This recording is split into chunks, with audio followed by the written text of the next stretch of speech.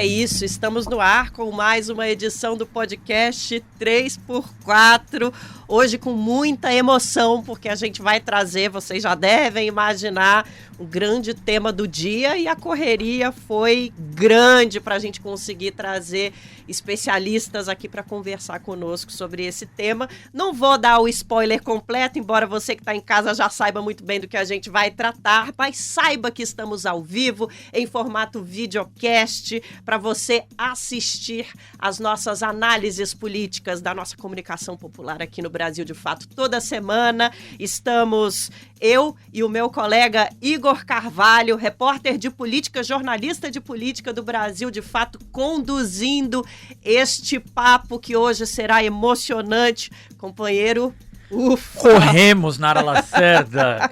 Como diriam alguns, se vocês soubessem dos bastidores, se vocês soubessem do que aconteceu essa noite, mas conseguimos, estamos no ar com este programa, Nara Lacerda, e hoje essa bancada grandiosa, não apenas numericamente, conta com a nossa comentarista fixa, querida, economista, professora de economia, Juliane Furno. Bom dia, Ju. Bom dia aqui, boa tarde na África do Sul, né? Boa tarde aqui, bom dia para vocês. Uma alegria. Vamos de improviso hoje, né? Porque o tema nos pegou relativamente de surpresa, mas vamos improvisar. Tá certo. Mas com esse time aqui fica fácil improvisar, viu, Ju? Tá aqui do meu lado, Paulo Roberto Souza, cientista político, amigo da casa, com alguma frequência está nos programas do Brasil de Fato. Quase aqui. fixa. Exato, agradeço muito, Paulo, obrigado mais uma vez. Eu não vejo desde a apuração das eleições de 2024. É verdade. Bom dia a todas, todos. É um prazer enorme estar aqui dividindo essa bancada com vocês. Pois é, não nos víamos desde a última eleição, mas um momento oportuno de novo, né? Exato. Falaremos inclusive sobre a eleição de novo. Exatamente. E também, remotamente, também à distância, o economista Daniel Negreiros Conceição. Bom dia, Daniel. Obrigado por aceitar o convite. Bom dia, eu que agradeço a oportunidade de falar sobre essas questões muito loucas que receber. Daniel, que também é fonte de sempre aqui no Brasil de Fato, nos ajuda muito a entender a política do nosso país, Igor. Bom, Igor, o recado para quem está ouvindo e assistindo a gente, quer recomendar para alguém que você conhece, acompanhar também o nosso podcast 3x4, olha só, a gente está agora ao vivo no YouTube, nas redes sociais do Brasil de Fato, no Instagram, no Facebook, no X, antigo Twitter. Também estamos, depois que o programa terminar, disponíveis nas plataformas de streaming, tipo Spotify, Deezer, YouTube Music. Manda sua mensagem, entre em contato com a gente e não esquece que estamos também agora na Rádio Brasil de Fato FM, 98.9 FM é o nosso dial na Grande São Paulo. É uma honra estar com você pelo rádio também.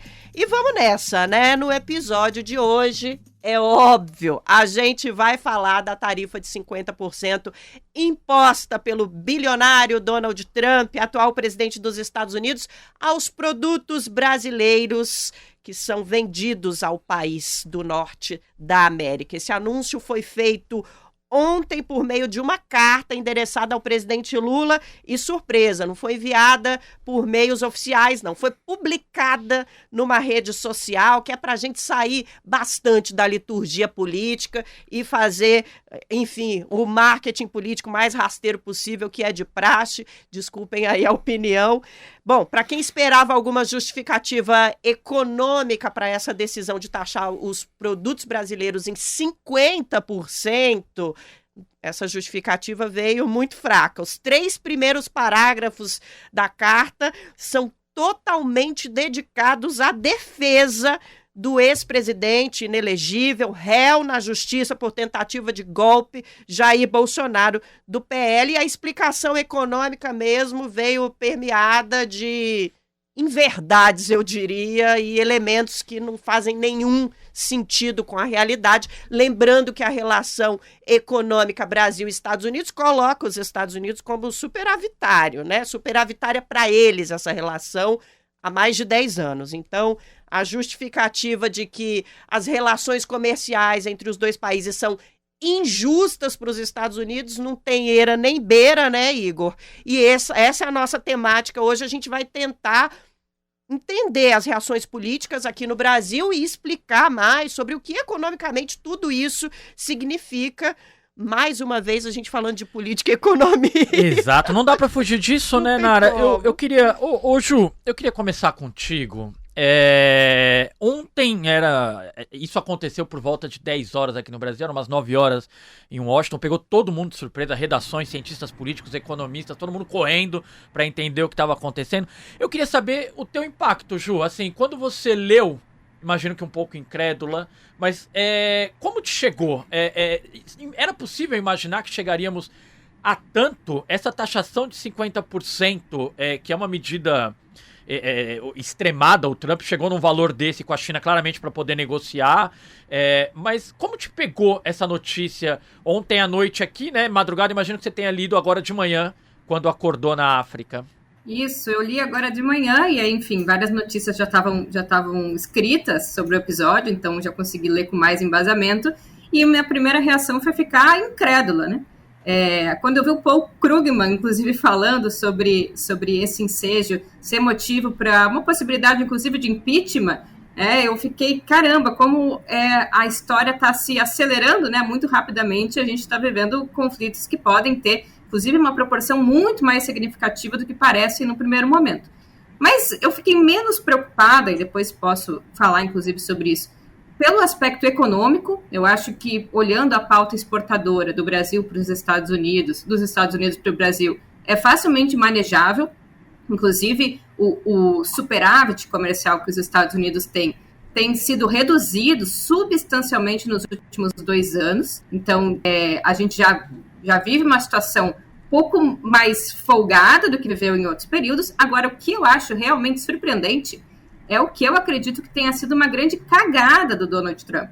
Em primeiro lugar, porque na medida em que isso se relaciona com a cúpula dos BRICS, pode tensionar com aliados históricos dentro do próprio bloco, né? Vamos falar aqui Arábia Saudita, Índia, Egito, né? Colocando um mal-estar com relação a quem é aliado estratégico, se a gente for pensar no que são os países sustentáculos dos Estados Unidos no Oriente Médio e na África. E acho que ele nos deu de presente, nos deu de bandeja a oportunidade de reunir ali aquele sentimento de compromisso nacional com uma pauta verdadeiramente nacionalista, que eu acho que falta para a esquerda se apropriar ou reapropriar dessa bandeira que nos foi tomada, né? Nós somos os defensores da pátria. E defender a pátria significa bradar soberania, a não interferência, bradar relações menos unilaterais que os países, sobretudo os países imperialistas, gestionam para lidar com a gente. Então, acho que nós temos boas oportunidades. No campo econômico também, porque nós podemos abrir um flanco de relações sul-sul, aproveitando das tarifas, mas acho que politicamente esse episódio nos dá um ensejo muito interessante às vésperas de uma eleição, que eu acho que o Lula está sabendo aproveitar. Vamos falar com o professor Daniel, que está lá no Rio de Janeiro conversando com a gente agora. Professor, economicamente, que tipo de impacto essa medida pode trazer? A gente está vendo na mídia hegemônica uma defesa muito grande do Brasil nessa história toda, mas, ao mesmo tempo, uma retórica de que isso impede vários setores de continuarem operando, vai trazer prejuízos imensuráveis. A gente ouve falar de suco de laranja, café, metal. Efetivamente, o que acontece com o Brasil a partir de agora, dada essa decisão de taxação? A gente tem outros parceiros que podem ocupar esse buraco, por exemplo, professor? Pois essa situação, né, talvez seja a primeira vez em que ser exportador de commodities nos coloca numa situação até mais confortável. Verdade. Né? Normalmente é muito ruim ser exportador de itens muito básicos, sem complexidade, mas nesse caso são itens muito realocáveis, né? Porque commodities são indistinguíveis, então, se você perde um comprador, elas continuam disponíveis para os outros, né? E o próprio remanejo disso é muito fácil, né? Os Estados Unidos, que agora não vão mais poder comprar do Brasil, porque para eles o produto brasileiro ficou muito caro, vão acabar comprando de outro, que vai deixar, então, de oferecer para outros compradores. Então, isso acaba sendo remanejado mesmo. Eu estou olhando aqui no mapa de complexidade, né, tentando identificar itens que fossem mais difíceis de remanejar. Né, que tem algumas coisas, lógico, os manufaturados, né, que são mais... são ajustados à demanda americana especificamente, isso é mais difícil. Agora, coisas como café, suco de laranja, né, eu estou vendo aqui, o valor é até pequeno, né, são 809 milhões, isso nos dados de 2023, e é algo que assim, os americanos tomam mesmo no café, mas também não é a coisa mais difícil de tirar compradores. Então, econômico, como a Juliane estava mencionando, talvez não seja tão ruim para os brasileiros, porque o exportador de commodity consegue normalmente exportar mais facilmente. Eu acho que, de qualquer forma, isso deveria acender o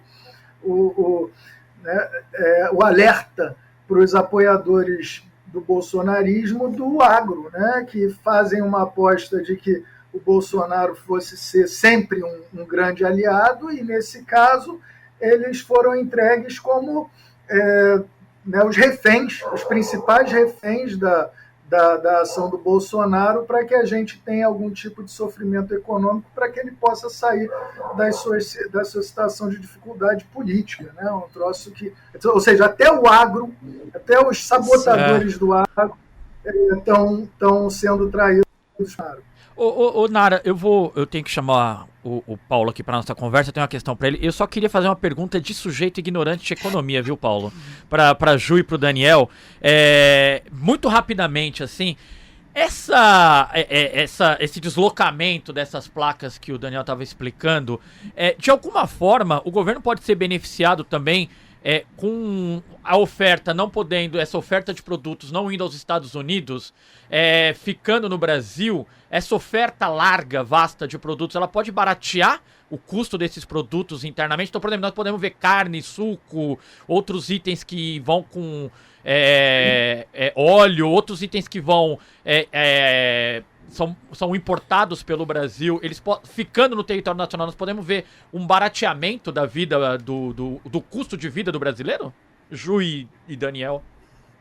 Olha, eu não apostaria nisso. Eu acho que a gente tem... Tá? Erro meu, gente, erro meu. Erro meu, os dois estão online, né? Ju, então, já que você come, por favor, Ju.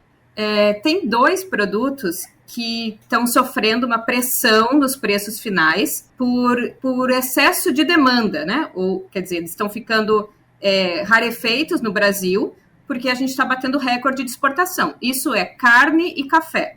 Então, no caso do café, houve uma quebra de safra de grandes produtores e o café brasileiro, com o aumento da demanda, está sendo mais exportado. Então, acho que no caso do café e da carne, sim, é possível que esses produtos fiquem mais baratos na medida em que tem menos pressão para que eles sejam exportados, vai ter mais produto no mercado nacional, portanto, o preço pode baixar. Agora, outros produtos que têm preço cotado em bolsa, precificado em dólar, infelizmente, na minha avaliação, ainda depende mais da dinâmica global e da valorização ou desvalorização da nossa moeda do que da quantidade que a gente exporta. Então, eu diria que sim, mas eu acho que é a menor parte. Então, eu não apostaria nessa bandeira como uma bandeira para explorar politicamente esse episódio. Primeiro momento, a gente deve ver preço, principalmente do café, que era algo que estava incomodando muito a população, né?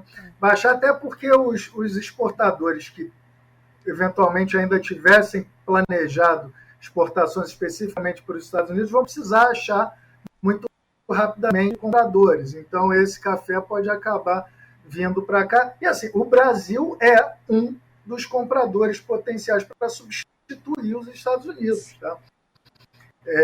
Isso de realocar de realocar exportações, o Brasil é um dos consumidores. As exportações para a gente, né, só elas, em termos materiais, são envio de coisas valiosas e úteis para o exterior. Para que elas servem para a gente? Porque elas nos dão acesso à moeda dos outros que a gente pode usar para enviar, né? Então, o dano que a gente sentiria mais, né, além da queda de atividade desses exportadores, que empregam muita gente e tal, mas também um potencial choque cambial se a gente não conseguir outras fontes de obtenção de moeda estrangeira, né? E hoje a gente ainda trabalha com dólar para comprar muitas coisas. Então, o importante agora é ter um planejamento estratégico para que esse limão, né, vire uma limonada, para que a gente aproveite esse ataque à nossa soberania para diversificar, para reduzir a nossa dependência do dólar, para achar coisas que a gente consiga comprar em outras moedas, porque aí a gente pode exportar para esses outros países com essas outras moedas e obter o que a gente precisa hoje, né? Então, esse é um jogo que eu acho que precisa ser jogado com muita competência, mas existem oportunidades aí para serem exploradas, né, nesse momento. Paulo, por favor, agora falando aqui da política nacional, há acho que vou eu usar porque tenho essa licença aqui, acho que ninguém no governo, não sei se assim você o fará, mas ninguém no governo dirá que há uma oportunidade aqui neste momento em que o Palácio do Planalto encampou essa luta de classe, embora também não dê esse nome para esse embate com o Congresso Nacional, há também uma oportunidade de uma antiga bandeira da esquerda, um pouco guardada ali no fundo da gaveta, um pouquinho de mofo ali, que é a luta anti-imperialista, que é esse olhar contra os Estados Unidos, as medidas econômicas, bélicas dos Estados Unidos. Criou-se um flanco em que o governo pode pegar uma aparente pauta negativa, uma aparente pauta ruim, que pode prejudicar o país economicamente, mas que politicamente, internamente, o governo pode, sabendo levar, pode tornar isso em algo benéfico para si? Sem dúvida, sem dúvida. O governo, na verdade, ele ganhou um presente, né, no sentido político, né? Ele ganhou um presente dessa carta, dessa postura que o Donald Trump adotou, né? Primeiro, por quê? Porque o primeiro ponto no que diz respeito ao nacionalismo, ao patriotismo, né? Você tem uma extrema-direita que, né, monopolizou, né, nos últimos anos o nacionalismo, o patriotismo em benefício próprio, e que agora é colocada em xeque, né? Por quê? Porque efetivamente você tem uma medida de ataque ao país com o objetivo claro de defender, né, o ex-presidente Bolsonaro dos processos que ele está sofrendo, principalmente pela tentativa de golpe em 2023. Então você tem ali um momento de contradição. Isso quer dizer, né, numa análise daquele montante que apoia o Bolsonaro, né, que vai desde os mais convictos até aqueles antipetistas, você tem aí uma zona cinzenta de que bota em dúvida para diversos desses grupos, né, a viabilidade. Isso gera o quê? Isso gera um efeito discursivo mais eficaz. Um efeito discursivo menos eficaz por parte desses grupos. Então, você traz um novo paradigma da disputa, né, sobre o sentido nacional. E, claro, quem está no governo, né, quem tem que lidar com isso agora, que é o presidente Lula, ele tem do seu lado, então, um benefício, né? Os Estados Unidos, inclusive, é especialista, né, em salvar candidaturas, em salvar presidentes, com um discurso de união nacional contra um inimigo externo, né? O próprio George W. Bush, para quem não se lembra, né, ele inventou uma guerra ali contra o Iraque e também contra o Afeganistão após o 11 de setembro, e isso beneficiou na sua reeleição, né, que tinha muita desaprovação naquele contexto. Então, esse inimigo externo é sempre muito positivo para quem está no poder, para tentar fazer uma aglutinação. E aí nós então vamos olhar, né, vamos tentar olhar para o caso brasileiro de uma forma dentro da sua complexidade, né? Então quando a gente pega dois elementos que eu acho muito importantes para a gente entender a disputa polarizada que nós temos entre o progressismo e a extrema-direita no Brasil. Um deles muito importante, né, é o interior versus o litoral, né? O mundo cosmopolita, pós-industrial, né, boa parte deles já pós-industrial, e aqueles da produção das commodities, aqueles, né, que consideram que são o grande contribuinte do Brasil, apesar de que ainda não é o setor com maior contribuição no nosso PIB, né, de 15% a 20%, mas dada a concentração de riqueza e de poder desses grupos dominantes, eles fazem um estardalhaço muito grande, né? Principalmente pelo grande incentivo financeiro, tanto político, né, como cultural, né, quando a gente vê, inclusive, a importância na indústria cultural, nos sentidos do sertanejo universitário e do discurso, né, desse campo próspero ante uma cidade, um litoral, né, muito contraditório.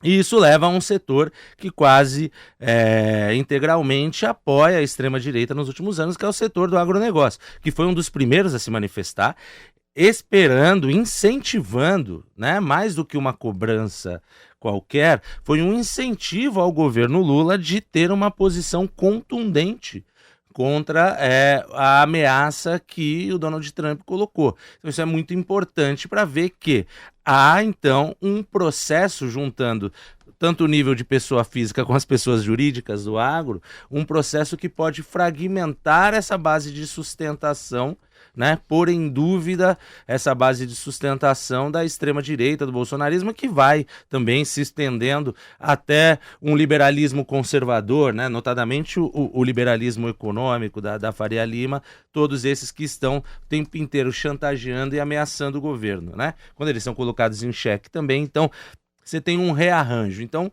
para o governo é uma oportunidade muito interessante, né, que também tem cascas de banana nesse processo, porque a gente não pode esquecer um elemento muito importante da carta do Donald Trump, que é dizendo que, né, sobre a perseguição e como ele sugere ali que há uma articulação entre o executivo e o judiciário para perseguir o Bolsonaro, né? Então, fazer esse equilíbrio de não se colocar como aliado do judiciário, mas sim defender a sua autonomia, né? E ao mesmo tempo tratar diplomaticamente com uma discrição para não criar um caos generalizado. Lógico.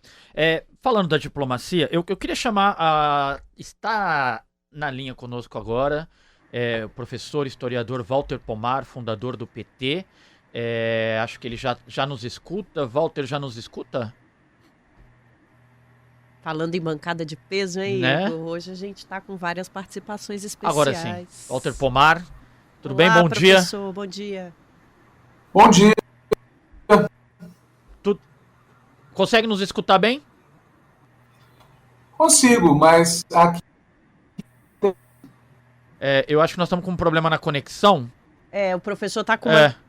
Acho que nós estamos com problema na conexão. Vamos tentar restabelecer o contato? Toca, Nara. Tá. Professor Walter Pomar, tive aqui a indicação da nossa sala de controle que o senhor está conseguindo nos ouvir bem e que a conexão com o senhor está tranquila. Vamos ver se a gente consegue novamente. Deixa eu ver. Ver se o senhor está ouvindo inicialmente e se a comunicação do senhor chega aqui para nós. Está nos ouvindo, professor? Eu estou ouvindo perfeitamente. Então tá bom. Vamos lá. Professor, bom, primeiro parabenizá-lo pela campanha, a presidência do PT, e falando um pouco dessa campanha, um dos objetivos do bloco que se opôs à candidatura do Edinho era puxar o PT mais à esquerda. Eu queria escutar, hoje nós devemos ter, se não o resultado, a definição de para onde o governo Lula irá na resposta aos Estados Unidos, devemos ter pelo menos uma indicação se o Brasil vai acionar aí uma reciprocidade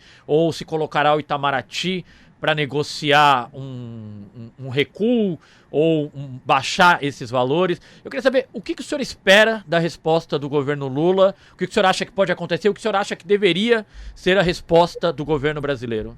Veja, a aposta da política externa brasileira é que não havia necessidade de tomar disputa entre Estados Unidos e China. O ataque do Trump contra o Brasil confirma que esse tipo de aparente neutralidade é impossível. A polarização impede que haja esse tipo de postura tucana. É necessário tomar partido nessa disputa. O governo Trump não adotou uma medida econômica. Não se trata de um conflito comercial. É uma medida política, cujo objetivo é, agora, ou ano que vem, derrubar o governo brasileiro. Eles não aceitam que haja, aqui no Brasil, um governo que tenha raiz com a Rússia e com a China. Não tem nada a ver com tarifa, não tem nada a ver com comércio, não tem nada a ver com justiça, não tem nada a ver com liberdade de imprensa.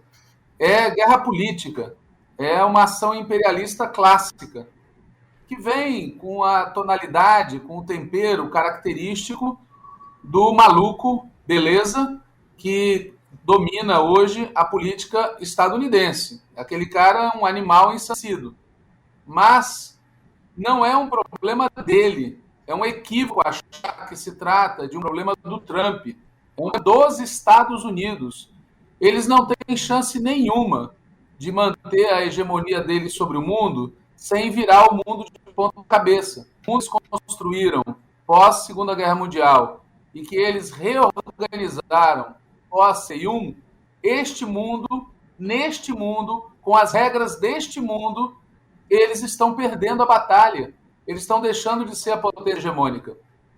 Portanto, é indispensável para eles rasgar todas as regras, virar a mesa, descumprir todos os acordos. Ou a gente entende isso e se prepara, porque não é uma carta, é uma declaração de guerra. O presidente da República deveria ir à cadeia nacional de rádio e TV, dizer isso para o povo brasileiro, e a gente precisa tomar medidas imediatas para garantir a efetiva soberania nossa. Soberania alimentar, soberania energética, soberania digital e comunicacional, soberania produtiva e soberania militar. Porque se nós não fizermos isso muito rapidamente, mais cedo ou mais tarde, o governo estadunidense vai escalar. É claro que, do ponto de vista imediato, isso cria um enorme problema para a classe dominante brasileira, cujo bolso está na China, mas o coração está nos Estados Unidos. Mas não vamos nos iludir com os editais do Estadão. Eles também não querem que o Brasil faça parte do chamado Sul Global. Eles também querem tirar o Lula da presidência da República o mais rápido possível. E por isso é muito importante entender que a gente tem uma janela. Só que essa janela implica num programa. Se a gente não aproveitar este momento em que o lado de lá expôs toda a sua validade para coesionar o povo brasileiro em torno de um projeto alternativo de desenvolvimento, o que vai acontecer é que nós vamos perder o timing, vamos ficar à busca de provar para eles a irracionalidade da medida, como às vezes eu vejo alguns professores tentando fazer, olha, essa medida é irracional. É irracional se fosse uma questão comercial, mas é um choque político brutal, totalmente racional o que eles estão fazendo, levando em consideração qual é o objetivo deles. E o impacto aqui dentro, ele é grave para os setores mais sabujos, nacionalismo e comunitário, desde que a gente mostre capacidade de ação. Porque a postura do Tarcísio, é o provável candidato da extrema-direita aliada à direita nas eleições que vem, é muito esperta. Ele diz, olha, é um perigo essa postura do governo brasileiro de aliança com o Sul Global.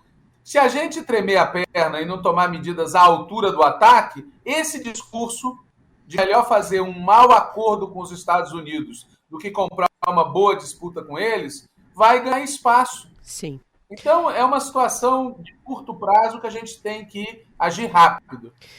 Professor, agradeço muito a participação do senhor. Bom, quem está nos ouvindo, quem está nos assistindo, viu que a gente teve aí alguns lampejos de falha na fala do professor Pomar, mas a gente fez questão de trazer ele aqui e o importante da fala dele deu para ser entendido muito bem. Não se trata de uma medida econômica. Por isso que não dá nem para chamar de irracional. A gente está lidando com um ataque político por parte do presidente dos Estados Unidos, um choque político que, nas palavras do professor, é um choque brutal e uma medida política tomada de maneira muito racional. O governo brasileiro precisa reagir com firmeza, as palavras do professor. Então, o mais importante, deu para entender, professor, eu queria agradecer demais esse tempinho que o senhor tirou para falar com o podcast 3x4, mesmo com essas questõezinhas técnicas, nos ajudou muito a entender qual é o posicionamento político do nosso campo progressista frente a esse ataque, como o senhor chama, brutal, esse ataque político brutal. Então, muito obrigada, professor Pomar, por estar conosco aqui no podcast. A gente espera uma próxima oportunidade. Obrigado e adoraria ter sido convidado nos últimos 60 dias anteriores. Um abraço. Para quem não entendeu, vai lá, Igor. O professor Walter é uma fonte a quem recorremos muito e infelizmente não contamos tanto. A agenda do professor Walter é extensa. E ele estava em campanha, pela presidência do PT. Então, durante esse período de campanha, o professor se dedicou, mas é o nosso grande professor aqui no Brasil, de fato. Aliás, a nossa bancada hoje está cheia de professores e professoras. Bom, a gente vai continuar esse debate daqui a pouquinho. Tem muito mais coisa para falar sobre esse tema. Eu quero voltar a falar com a Ju Furno e com o professor Daniel também sobre os BRICS, importantíssimo. Mas antes...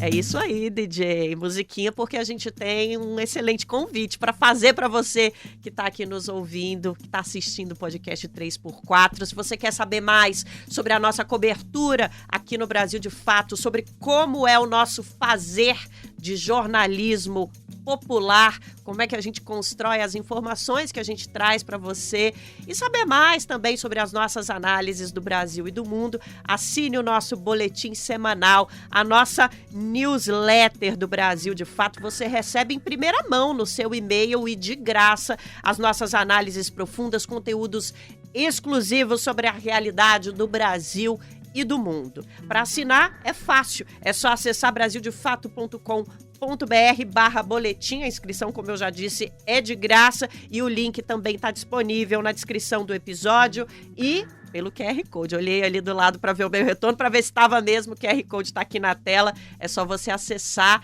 Obrigada demais por estar aqui com a gente. E a gente vai voltar para o nosso debate. Eu quero falar agora com a Ju Furno sobre o BRICS.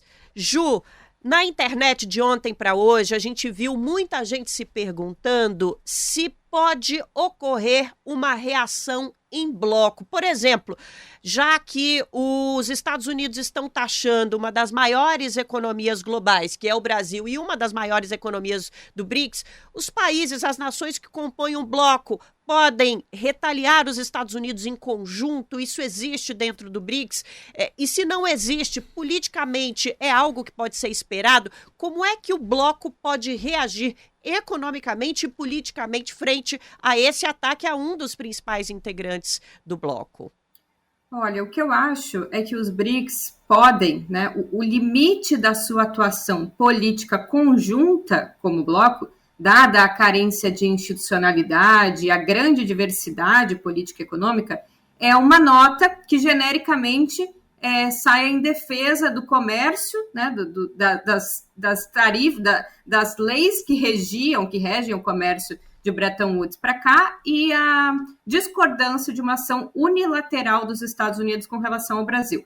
Mais do que isso, é bastante delicado e, em função dos BRICS funcionarem por consenso, os BRICS, veja-se, com o grupo original já era difícil, né? Agora com o grupo ampliado fica mais difícil, levando em consideração que mesmo que exista uma certa identidade das potências emergentes, que são as potências do sul global, a identificação de que os Estados Unidos e o imperialismo são os principais inimigos da autonomia dos povos subordinados ainda não é completamente hegemônica entre o bloco. Então, os BRICS provavelmente não vão, assim, diria que seguramente, não retaliariam os Estados Unidos, não fariam uma ação econômica em bloco, dada a existência de países hoje muito próximos dos Estados Unidos, como é a China, como é o Egito, as relações econômicas, né, que em boa medida sustentam o próprio dólar, que são as relações comerciais entre Estados Unidos e Arábia Saudita. Então, os BRICS, né, embora eu quisesse, embora a gente enxergue com muito otimismo o que significa e pode significar os BRICS, a prática concreta demonstra a inviabilidade de ações muito substanciais, dado um bloco tão heterogêneo de país. Ainda não está muito claro qual é o elemento de unidade no sentido da prática. Os BRICS, né, são um bloco, mas até hoje só 2 instituições são frutos do BRICS, que atuam como instituições e que atuam nesse cenário de tensão internacional, que é o novo Banco de Desenvolvimento, que faz um pouco o papel do que era o Banco Mundial, e o Acordo Contingente de Reservas, que faz um pouco o papel do FMI. Acho que esses são os grandes trunfos e são os grandes elementos materiais que surgiram dos BRICS como bloco. De resto, acho que são declarações mais vagas possíveis, como a gente viu, inclusive, com relação ao Irã, um membro dos BRICS que foi atacado pelos Estados Unidos, são declarações de solidariedade que não citam os algozes, por exemplo, né? Então, eu acredito que os BRICS não devem retaliar economicamente os Estados Unidos. E voltando a conversar com o professor Daniel, ainda sobre essa questão dos BRICS, professor, coincidentemente, essa medida que o Trump anunciou foi anunciada, foi colocada a público no mesmo dia em que a presidenta Dilma Rousseff falou mais uma vez sobre a possibilidade de que até o ano que vem 30% das negociações, das transações dentro do BRICS sejam feitas em moedas locais. O que é que isso significa? Uma diminuição da dependência desses países, da negociação entre eles, da moeda estadunidense, o dólar. Essa medida que Trump anuncia, principalmente da forma como foi anunciada, com tantos componentes políticos, com uma carta até com palavras em caixa alta, que a gente pode considerar politicamente agressiva, em defesa de um ex-presidente inelegível e réu no Brasil por tentativa de golpe. Pode ser um empurrão a mais nesse caminho pela independência do BRICS? As nações podem reagir de modo a acelerar essa independência da moeda estadunidense, professor? Como é que o senhor vê a interligação entre esses dois assuntos? Estamos sem o... pronto. Estamos ouvindo. Para nós, a oportunidade é exatamente essa, de buscar reduzir a nossa dependência da moeda americana. Então, o que a gente puder realizar com moedas diversas do dólar, a gente deveria buscar. Essas relações, aliás, relações bilaterais, né, com outros países que não os Estados Unidos, que ainda utilizam o dólar como intermediário, são absurdos em si. Né? Dentro do BRICS mesmo, a gente ter que obter dólar para depois comprar rublo, né, é um troço que não era incabível mesmo. Olha só o presente que nós dávamos para os Estados Unidos conseguirem ser exportadores de dólar para o mundo. Né? A gente precisava da moeda deles para fazer uma negociação com um país que não é usuário da moeda deles, né? Para depois comprar a moeda dos outros. Então, essas relações mais diretas já deveriam estar sendo fortalecidas mesmo antes desse ataque. É algo óbvio que a gente deveria estar buscando dentro do BRICS, essa construção de arranjos cambiais sem intermediação do dólar. E aliás, esse é a grande ameaça à hegemonia do dólar, né? Que as pessoas deixem de precisar de dólar para negociar com o mundo. Né? Esse é o grande trunfo que os Estados Unidos tinham para serem potenciais compradores do que eles quisessem no mundo todo. Eles são exportadores de moeda eles criam a hora que eles quiserem, e com essa exportação de moedas eles compravam mercadorias. A gente pode deixar de fazer isso. O nosso grande problema, né, em termos econômicos, além do impacto que eu citei, né, recessivo por conta do sofrimento que os exportadores vão ter para seguir exportando para os Estados Unidos, é a nossa dependência tecnológica. Né? A gente ainda compra muita coisa que talvez seja um pouco difícil de substituir comprando de outros vendedores, né, que não americanos. Mas é algo que a gente tem que buscar, gente. Né? E aí eu insistiria que para a gente fazer isso de maneira bem feita, a gente vai ter que ser um pouquinho mais ambicioso em termos de política macroeconômica. Né? Eu acho que esse pacotão de enfrentamentos, hoje a gente vai enfrentar os Estados Unidos, enfrentar os muito ricos. Né? É um pacotão que tem que ser baseado na sua fiscal. Então, vamos de fingir que a gente não tem dinheiro e investir em coisas que façam bem a nossa economia. Investimentos desinflacionários, né, que ajudem as nossas exportações a disputarem os outros mercados. Né? Então, infraestrutura. É hora da gente começar a planejar gastos sem cair no terrorismo do mercado financeiro que diz que a gente pode quebrar. Essa seria a primeira coisa para a gente poder enfrentar, acho que, esses ataques todos. Só para ir atualizando aqui, porque as coisas estão acontecendo ainda, né? O Rui Costa, ministro da Casa Civil, acabou de dar uma declaração na entrada no Palácio Planalto, uma coletiva para a imprensa, dizendo que o governo está criando, neste momento, um grupo de trabalho que vai avaliar possíveis novos mercados para que o Brasil explore essa fatia que está taxada pelos Estados Unidos e que a resposta do governo brasileiro ainda será estudada por esse grupo de trabalho que deve ser chefiado pelo Rui Costa. Paulo, eu queria propor para um exercício aqui para a gente entender. Tem um personagem que flutua nessa história da relação da extrema-direita com os Estados Unidos, que é o Eduardo Bolsonaro, né? Filho do ex-presidente Jair Bolsonaro, deputado federal licenciado. Isso é importante, ele está licenciado, ele ainda tem o mandato à sua disposição. Se ele retorna ao país amanhã, ele é deputado federal, se assim desejar. Ele tem, dos Estados Unidos, para onde fugiu em maio, ele tem há algumas semanas dito que, olha, aguardem esse julgamento, a perseguição do Alexandre de Moraes ao meu pai, e isso vai acarretar consequências para o país. Ontem, pavão que ele não deixou de ir às redes sociais logo após a carta do Trump, num tom meio comemorativo, mas também ameaçando que, se não houver recuo, se não houver uma interrupção da trajetória do Alexandre de Moraes, as consequências podem ser ainda mais graves. Eu te faria duas perguntas. Primeiro, se podemos entender que o Eduardo Bolsonaro sabota o país e é, portanto, um traidor dos interesses nacionais, e estando como deputado federal isso seria mais grave, e, portanto, se na sua avaliação cabe uma cassação do Eduardo Bolsonaro, tá? E no segundo momento, não tem, para alguém que se julga tão experiente politicamente, não tem um cálculo errado aí, porque ao colocar, e o Trump na sua carta, ele coloca que um dos motivos da taxação é o julgamento, e vou abrir aspas aqui, a perseguição ao Jair Bolsonaro, não tem um erro de cálculo do grupo Bolsonaro colocando a figura do ex-presidente acima dos interesses nacionais? Isso não pode rebater aqui de forma a prejudicá-los? Sem dúvida, sem dúvida. Vou começar por essa, Ok. e depois eu respondo a outra e já vou para um terceiro ponto. Sem dúvida, até falei na minha primeira intervenção que é um dos principais elementos que pode ser explorado com razão, que é o usufruto absolutamente corporativista e individual, né, da família Bolsonaro, da sua influência com a extrema-direita mundial, efetivamente com os Estados Unidos no caso do Trump, para salvar a própria pele. Né? Essa mensagem está muito clara. Né? Eles querem, antes de tudo, salvar a pele do Bolsonaro nesse processo para não ser preso.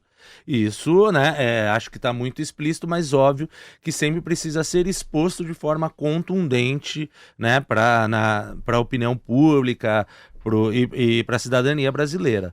Isso está muito explícito. No que diz respeito ao Eduardo Bolsonaro, sem dúvida também, ele claramente trabalha né, contra...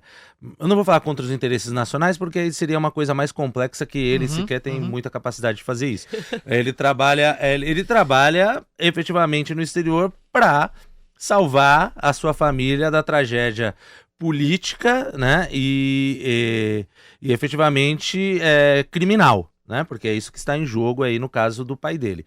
Ele continua trabalhando com isso, vai continuar porque eles estão numa situação de desespero, né? Principalmente o que a gente viu nesses últimos tempos com as arguições, os depoimentos, as acariações dos envolvidos na tentativa de golpe de 2023. E tem, mas tem um terceiro elemento aí que eu quero chamar a atenção.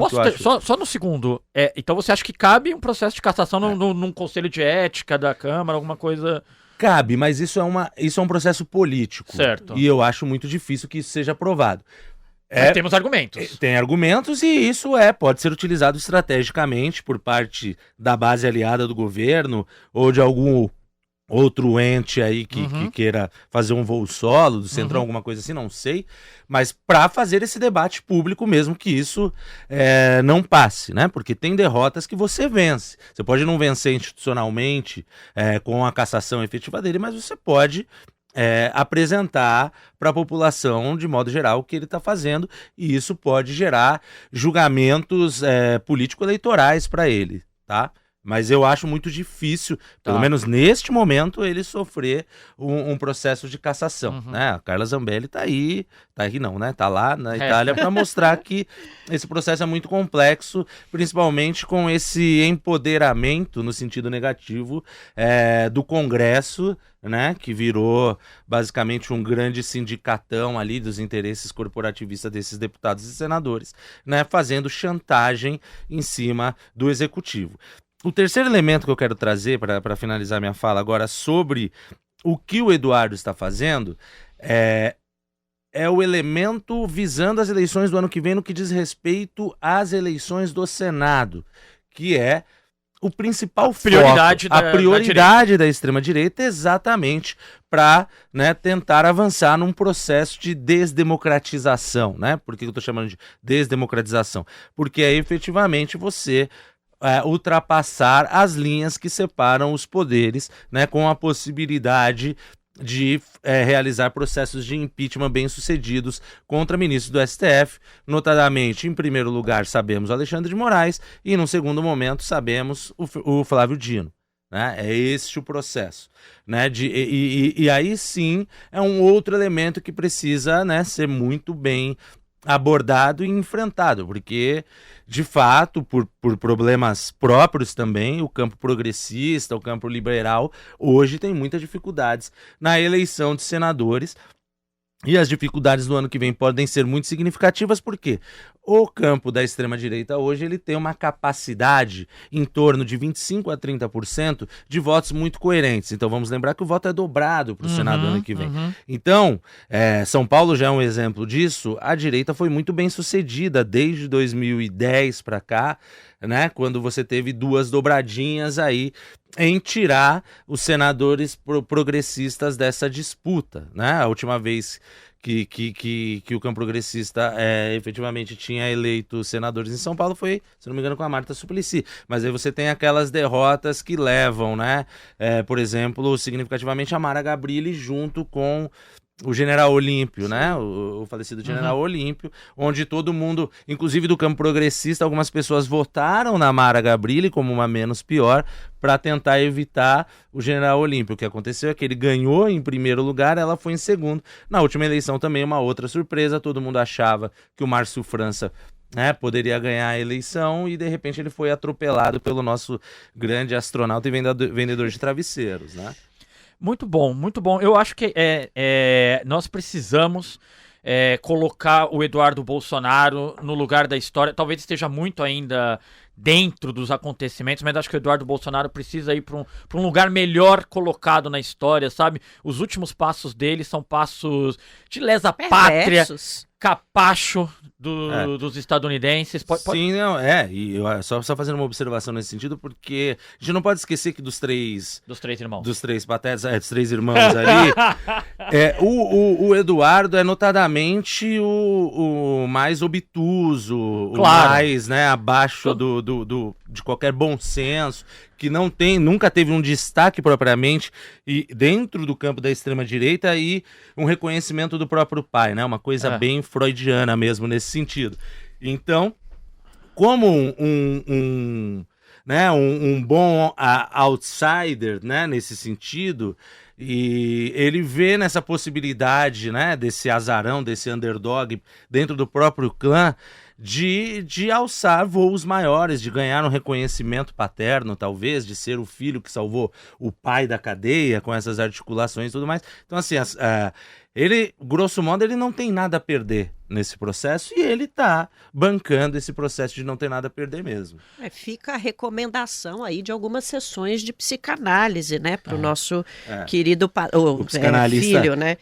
Enfim, seria uma ótima. Eu vou voltar a falar com a Ju, porque a gente não pode passar esse programa sem falar do agro, que ontem, federalmente, né, a bancada lá no Congresso Nacional já teve uma reação, Ju, que foi uma reação que eu diria inesperada, porém esperada, porque foi uma reação crítica à medida tomada por Trump, a medida anunciada por Trump, mas também uma reação que sugeria que o governo brasileiro fosse lá negociar, um meio que deixa disso, não, a gente se submete, foi mais nessa linha, essa é a minha interpretação, Ju. Se você tiver visto de outra maneira a reação do agro, você até comenta aqui com a gente, e aí eu queria introduzir um pouquinho também nesse nosso papo agora, o estado de São Paulo, porque a gente teve uma reação do governador de São Paulo, Tarcísio de Freitas, que, enfim, não condenou a medida, né? Preferiu atacar o governo Lula e logo depois o vice-governador Felício Ramute condenou a medida, disse que ele considera, abre aspas, né, equivocada na forma e na execução dos Estados Unidos em conseguir mais vantagens comerciais em relação ao Brasil. Então a gente tem aí também uma reação do agro paulista, que é uma faixa eleitoral que garante a estabilidade política, né, de governos conservadores aqui em São Paulo. Então, federalmente e regionalmente, Ju, como é que você recebeu essas reações do agro, que se considera o setor que carrega o Brasil, mas é um dos que menos emprega, por exemplo? Eles vão ter que rebolar para lidar com essa contradição. E ainda bem, né? A contradição, principalmente nacional, que era uma contradição que, infelizmente, a esquerda estava carregando no último período, né? De ser vista como aquela que não é a guardiã dos interesses brasileiros, que não carrega a bandeira do Brasil, que substitui o verde e amarelo pelo vermelho. Agora essa contradição está com eles. E eles estão divididos, e vão ter que ver como que equacionam, em dois segmentos. O segmento mais pragmático, né, do cabo de guerra, aquele que obviamente leva em consideração os seus interesses materiais e a sua taxa de lucro, em primeiro lugar, e aqueles elementos que são mais... que tem o elemento ideológico, né, mais arraigado na sua posição política. Vai ter que haver uma mediação aí. Eu acho que o conflito Tarcísio e o seu vice é um pouco a expressão disso. Ou seja, o Tarcísio precisa, né, se quer sair presidenciável, se quer se reeleger governador do estado de São Paulo, ele precisa manter fidelizada a sua base de apoio, uma base, inclusive, bastante, né, coesa, diga-se de passagem, né? Não está pulverizada, mas tem coesão, tem força política. Essa base precisa ser constantemente alimentada, né, com radicalismo, alimentada com as pautas que dão sustentação a esse grupo. E uma delas é o alinhamento aos Estados Unidos e, obviamente, a crítica ao governo federal. O Tarcísio se posiciona, portanto, mais fiel a esse pêndulo nessa balança, né? E em consideração, né, em contradição, na verdade, o vice dele está mais ligado aos interesses de curto prazo, econômicos e materiais do agronegócio. O que unifica ambos, provavelmente, é a defesa de que o Brasil tem uma posição passiva, né, de que o Brasil se submeta a esse conjunto de tarifas, não faça retaliações e vá, né, como um bom servo à casa do patrão negociar tarifas mais amigáveis. ainda a imposição, obviamente, de retaliações, mas não da magnitude que foi forjada no primeiro momento. E eu imagino que esse é o cálculo que o Donald Trump está fazendo. Sustentar tarifas de importação de 50% para produtos importantes, inclusive do ponto de vista da segurança energética, como o óleo, né, o petróleo bruto, que nós somos grandes exportadores para os Estados Unidos, tem um custo. Sustentar as tarifas de 50% sobre produtos, sobre matérias-primas e sobre alimentos, num contexto em que há um aumento generalizado do preço dos alimentos, e isso se traduz em descontentamento social, isso tem um preço. Então, eu imagino que na conta aí esteja identificado, né, seja precificado o preço da negociação para abradar essas tarifas. Posso só... É que a Ju, desculpa, Nara, a Ju citou o Rui Costa. Sim. E a Ju citou o Tarcísio, o Felício, e aí o Paulo me mostrou o Rui Costa, que vai coordenar esse grupo, acabou de tuitar aqui, eu vou ler um pequeno trecho. Ele condena, obviamente, a posição do governador de São Paulo, que defende uma tarifa que prejudicará o Estado e diz: liderança, governador, se exerce com coragem. É compreensível que queira agradar ao ex-presidente, a quem serviu como ministro, mas quem valoriza São Paulo não apoia medidas absurdas, ilegais e imorais impostas por estrangeiros. Isso, né, Paulo, inclusive dá o tom, como ele vai liderar esse grupo de trabalho, dá o tom de como o governo tratará essa questão daqui para frente. Medidas absurdas, ilegais e imorais. Sem dúvida, sem dúvida.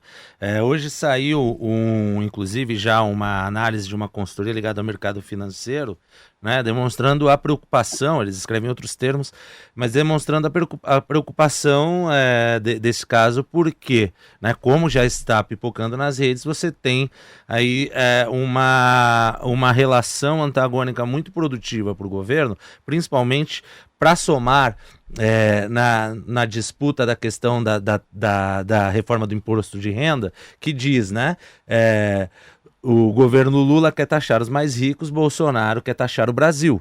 Então você vê claramente já esse processo, essa linha discursiva sendo muito bem construída nesse sentido, né? Enfim, né, exagerando um pouco, mas é como... Quem lembra do Ricardinho, levantador de vôlei da seleção? É ele no auge levantando para cortar, assim, porque... Gênio!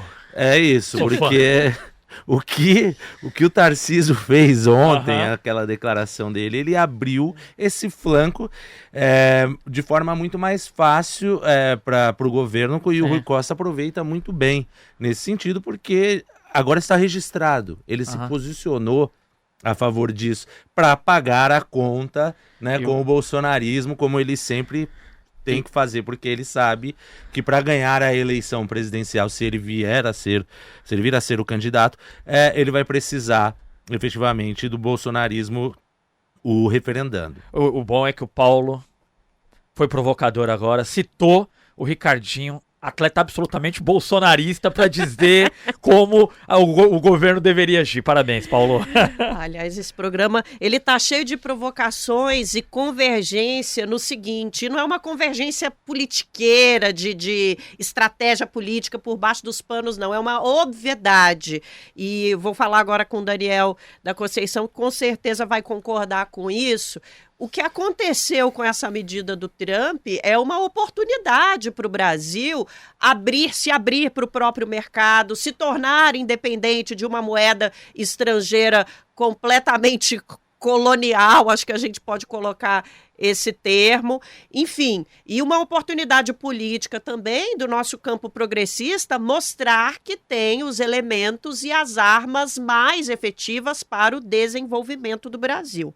Eu quero voltar a falar com o professor Daniel lá no Rio de Janeiro, já para a gente se encaminhar para a conclusão do nosso programa e para as nossas dicas culturais, falando um pouquinho novamente sobre o agro, professor, o senhor tem trazido aqui para a gente, nas respostas que o senhor traz aqui hoje nesse debate, justamente essa percepção de que a gente agora precisa fazer desse limão uma limonada e aproveitar essa oportunidade, como em 2008 aproveitamos a oportunidade da crise internacional, a famosa marolinha que o presidente Lula tanto expressou naquela ocasião.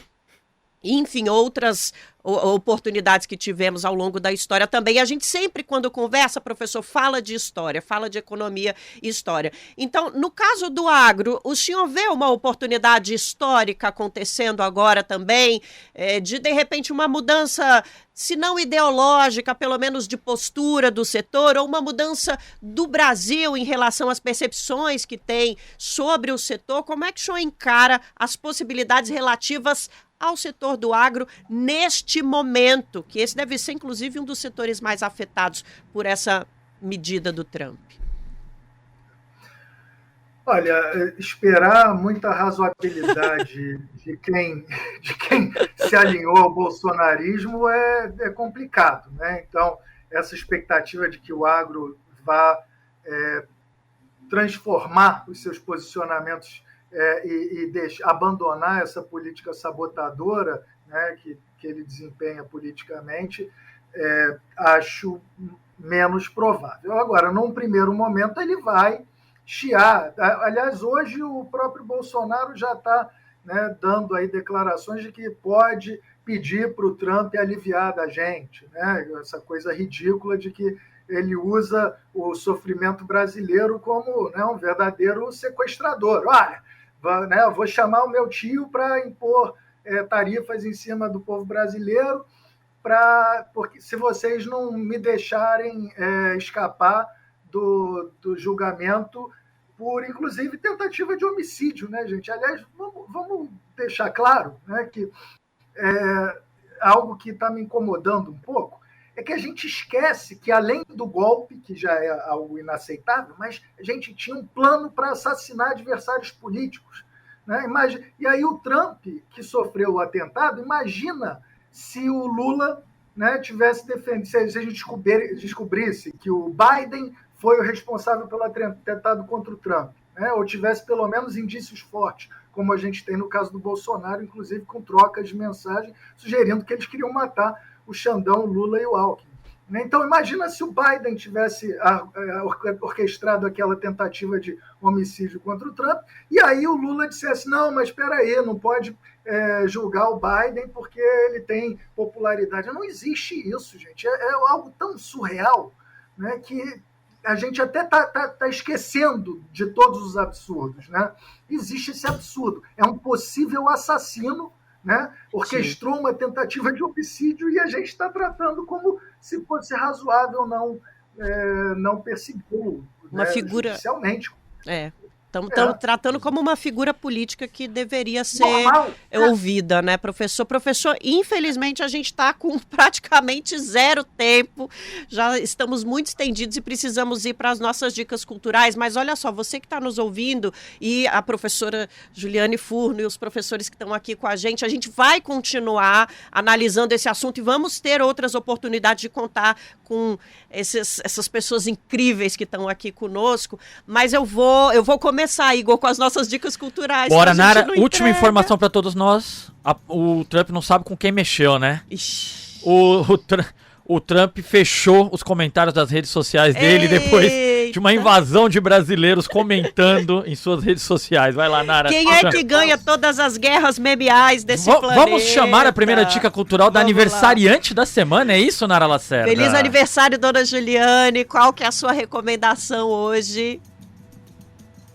Olha, eu vou fazer uma coisa que eu não costumo fazer, mas acho que vem a calhar de verdade, que é recomendar um livro meu. É justo. Eu vou recomendar o livro Imperialismo, uma introdução econômica, que é um livro onde eu trato exatamente dos aspectos políticos, mas explico melhor os aspectos econômicos que desde a virada para o século XX até hoje sustentam o imperialismo como um modelo de extração do excedente de riqueza socialmente criada no sul global.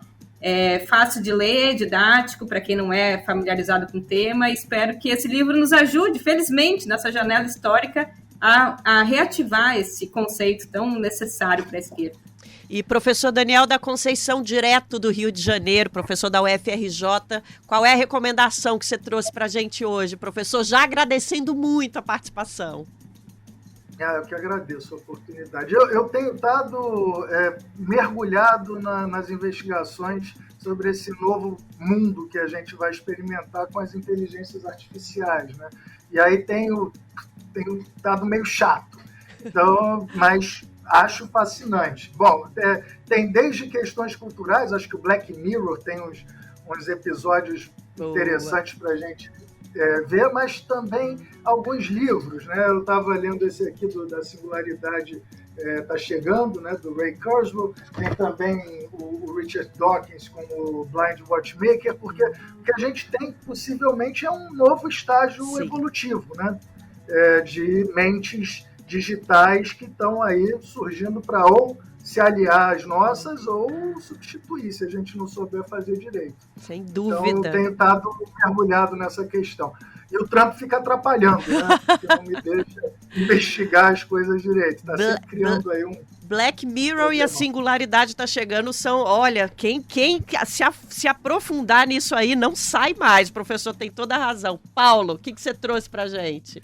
Bom, eu trouxe a indicação de um filme chamado Entre Dois Mundos, né, que é estrelado pela Juliette Binoche, do diretor Emmanuel Carréré, que é uma escritora, né, que faz uma imersão no mundo precarizado de mulheres que trabalham fazendo faxina, né, e traz diversos elementos dessa precarização do trabalho e do próprio trabalho de investigação, né, dos limites entre a observação e o sentir na pele a situação degradante que diversas dessas pessoas passam, com destaque para as mulheres.